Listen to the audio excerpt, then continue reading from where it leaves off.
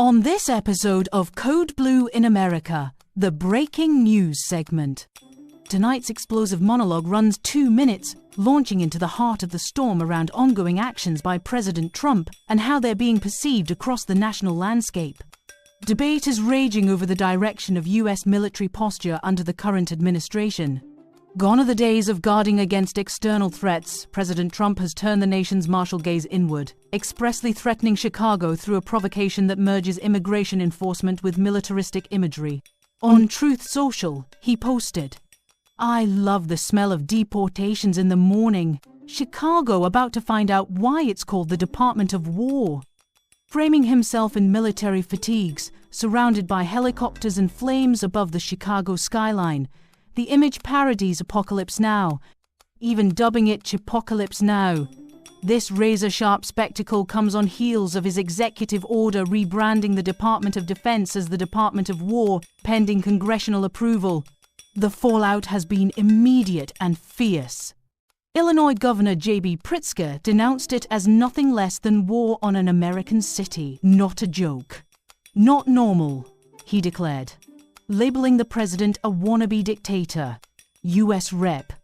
Mike Quigley minced no words, calling it a virtual act of war against citizens.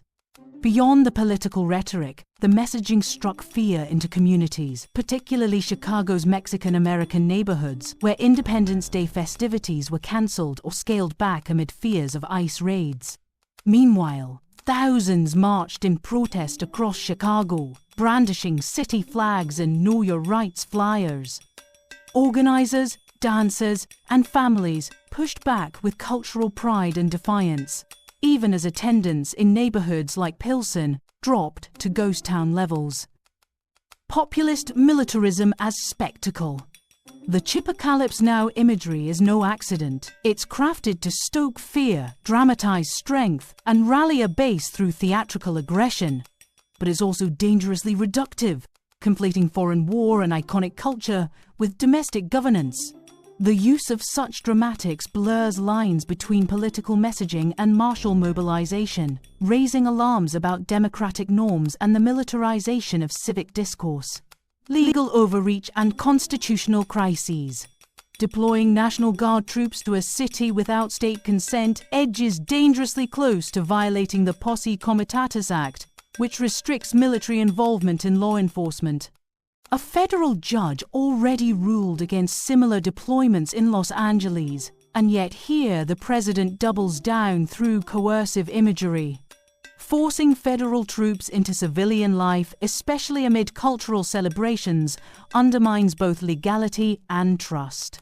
Marginalized communities as collateral.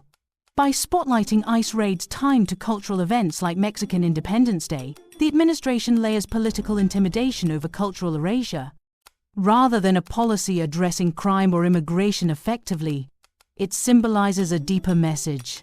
Gatherings of ethnic communities may be surveilled or worse. This breeds communal insecurity, national division, and the erosion of civil rights. Impact on public sentiment and polling. This maximalist rhetoric is out of step with broader public views. Surveys from CNN, AP NORC, and Gallup show a growing share of Americans across party lines believe deportations have gone too far, while support for immigration pathways has risen significantly. President Trump's hardline fulfills a political base, but risks alienating moderates and independents, especially when tied to dramatic military posturing. And that's the cold truth on Code Blue in America. Only on OGM News. I'm Sarah. Have a wonderful evening. See you soon.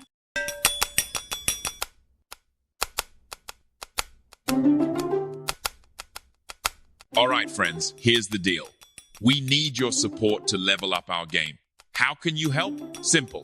Like, share, and drop a comment.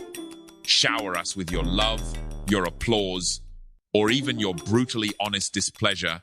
We can take it, we promise. Your feedback fuels us, even if it stings a little. And before you dash off, go ahead and smash that subscribe button on YouTube. Heck, if you're feeling retro, send us a carrier pigeon or a smoke signal. Stay awesome, stay witty, and we'll see you next time. you.